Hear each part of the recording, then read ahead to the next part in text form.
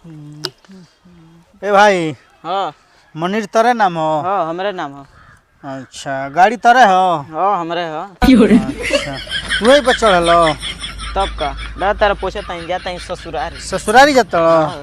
अच्छा ए भाई गड़िया किस्तो भरल हो? तार बुढ़ऊ भरी है किस्त हमारा दहेज में मिलल बा। दहेज मिलल बा? हाँ मोटरसाइकिल बा? हाँ अच्छा तनी पता करबो गड़िया चढ़ल खाली पता ना करलो। ठीक बा पता करता नहीं। लोन पर बा गड़िया 6 महीने से गायब रहो बिहार के गाड़ी लिया के यूपी में चलाओ तड़ो। ठीक बा पता लगाओ तनी। पता लगाओ पूछो। हेलो। हाँ हेलो जी ई गड़िया किस्त पर बा?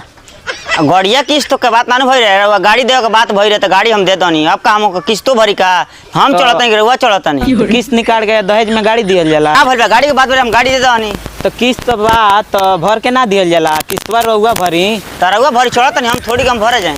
तो हई आइल बाड़ लो 2 जना ही जो। हां तो दिया जा जेब से निकाल के। भाई किस्त पर बा? किस्त पर बा? हाँ। पता ना कलर लो ना पहले पता ना रहल के भरी। अब तो हमारे भरक पड़ी। धरबा हटा फरका हटा जइया भर दियो तैया ये गाड़ी लेके जाइए जा अपना ससुर से बतियाइए जा चल बाबू बैठ।